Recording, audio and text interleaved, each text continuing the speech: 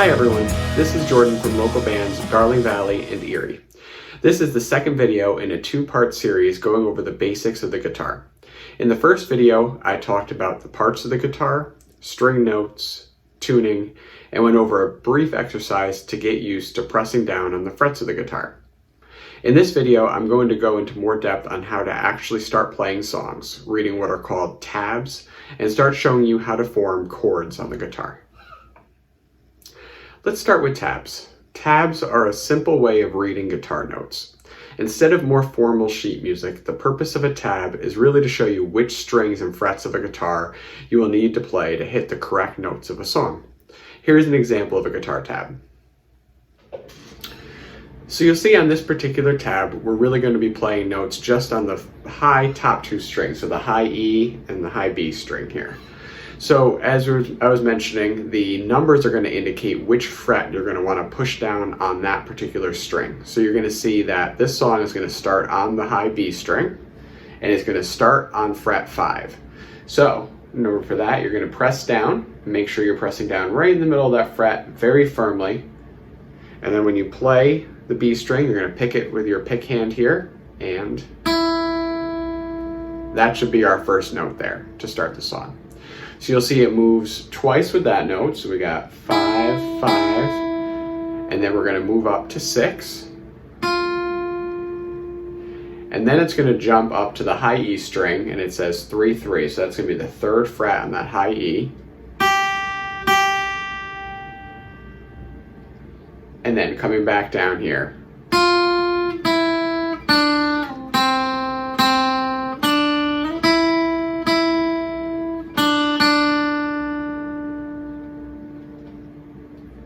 So let's play through the first few lines of this song together.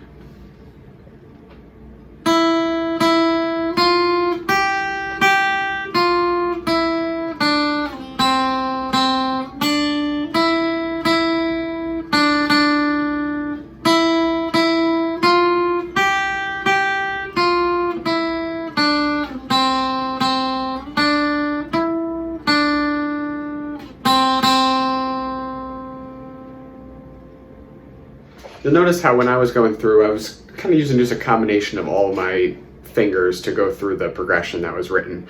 You'll notice tabs don't necessarily tell you which fingers you're going to want to use when pressing down on the frets, but just really what frets you want to play.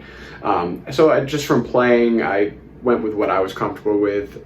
You might have a simplified version of the fingers you're using when you're still getting used to kind of building up your finger strength. So if you're just maybe using your pointer and your middle finger there and just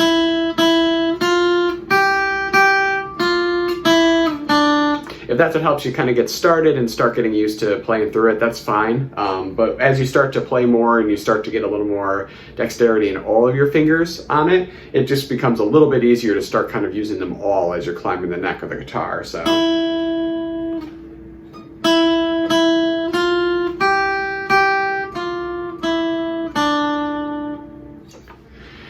now let's start talking about chords. What we just played with the tab can be thought of as a lead melodic line.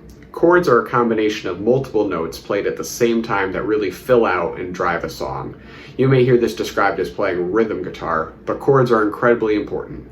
If you want to be able to take out your guitar and just sing a song over the music, you're going to want to learn the chords that go underneath it. This is an example of a chord chart. You'll see, similar to the tabs, each chord diagram is taking a snapshot of the neck of your guitar, except in this case we're actually looking at the top of the neck where the frets begin. You could see them laid out in the same way the tabs were, or they might have the strings labeled from left to right instead. While the numbers on tabs indicated which fret to play, chord charts are a little bit different. These diagrams will indicate which finger you want to use on the particular fret indicated. 1 indicates your pointer finger, going all the way to 4 being your pinky. If a string doesn't have any number indicated, it means we will be strumming that one open when we play the chord. An X indicates to not play that string when playing the chord. So let's go through a few examples of some of the chords that are a good starting point. The first chord I like to show people is the E minor chord, just because I think that's one of the easier ones to start with and get used to using multiple fingers at the same time to form your chord. So you'll see on the chart, that to form the E minor chord, you're going to be using the 2 and the 3 fingers. So that's going to be your middle and ring fingers to form the chords. And those are going to be going on the A and the D strings. So you'll see the 2, so your middle finger is going to be going on the A string. That's the 2. And then the 3 is going to be your index finger there. So you'll see I'm pressing down. It's going to be the 2nd fret on both the A and the D strings. And you'll see all of the other strings are labeled as open, so there's no frets you're going to be hitting on the others, and there's no X's, which it would indicate to not play those strings. So you're going to be strumming all the strings and to make the full chord. So that would be an E minor chord. So another good chord that's good to start with is the G chord. So you're going to see on the chord chart that with the G major chord, your pointer finger, so 1, is going to be going on the A string. Your middle finger, the 2, is going to be going on the low E string. And then your middle finger, or the 3, is going to go on that high E string right there to get.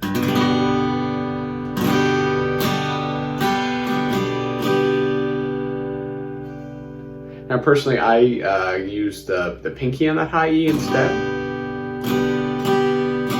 because another formation of the G also includes putting your middle finger on the 3rd fret of the B chord. You'll see it sounds a little bit different. But certainly, as you're getting used to this, kind of starting out with these chords, I think this formation here on the chord chart's a good one to start off with the simplified G chord. So it's just a couple examples of different chords that you can play. If you find a chord chart, just play around with some of the different chords that you can form and just start practicing those. And the more you learn, the more songs you'll be able to play with them.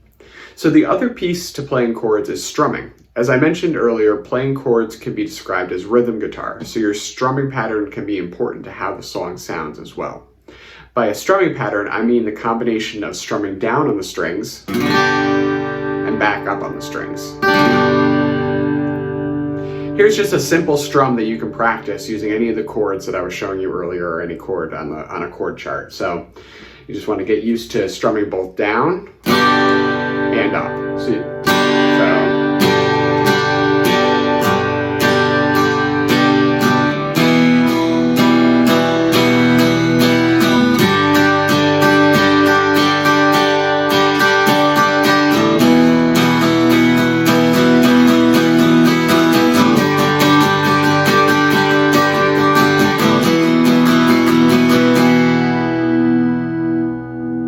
That's a good way just to start getting used to strumming down and up. Just kind of pick up the speed as you're getting more comfortable with it.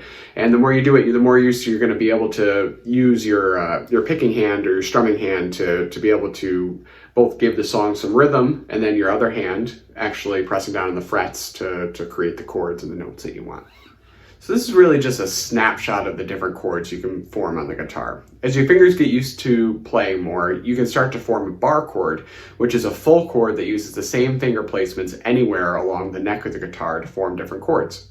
So a simplified of these bar chords, those are what you might hear referred to as power chords, which are just the first 3 notes of a power chord.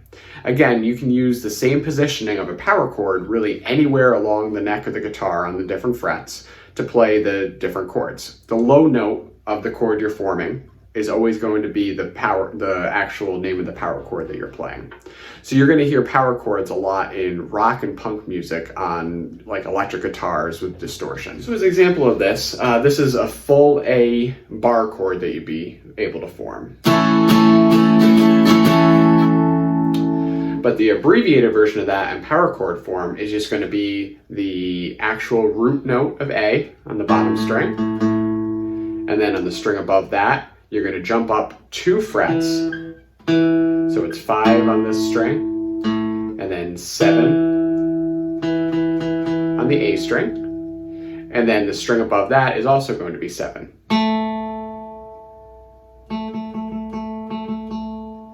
So playing those together there, we get. So that's an A power chord. So this was the A bar. This is the A power chord. And what I meant with being able to go anywhere in the neck with the same position is you can just move that same positioning up. So basically a 5, 7, 7 on those strings, and move them up to the string above.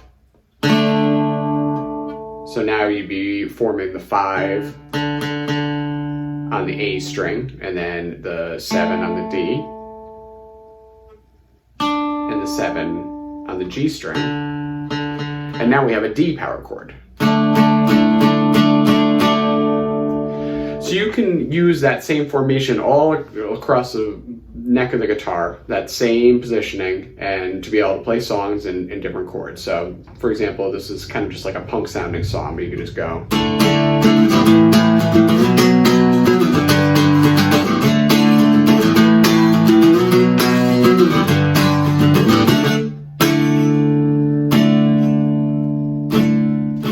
So here's an example of just using that power chord formation for different chords that you'd be doing on the guitar.